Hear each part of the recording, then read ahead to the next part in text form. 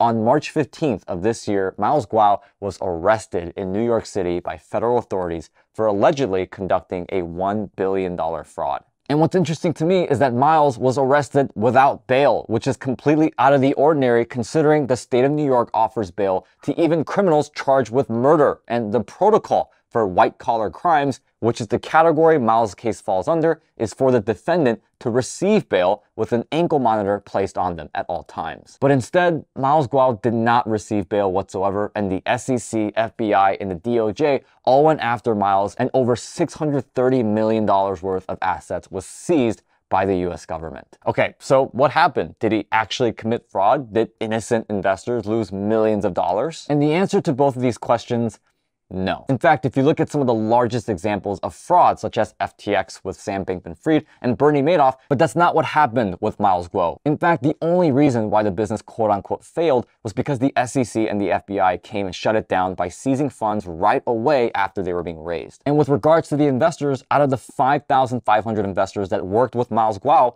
none of them came out and classified themselves as victims. In fact, the New York Southern District Attorney Damian Williams was unsuccessful in finding even one person investing with Miles to speak out against him. But what we find is actually the opposite, because at a rally to support freeing Miles Guo on March 18th, investors spoke out that they don't consider themselves victims of Guo, with one investor going as far as to say, "We are not victims of Miles Guo or GTV. We are the victims of the SEC, of the DOJ, and the federal government agency of the United States who are infiltrated by the CCP." But when we see fraud and scam operations of this magnitude, especially with this amount of money involved, we typically see thousands of angry investors that are demanding justice and reparations. What you don't see are thousands of the quote-unquote victims getting together at a rally to support the alleged fraudster. And to top it all off, the hundreds of millions of dollars that the SEC seized from Miles Guo, which was originally the investors' money, it's been 2 years and they still haven't returned the money to the original investors.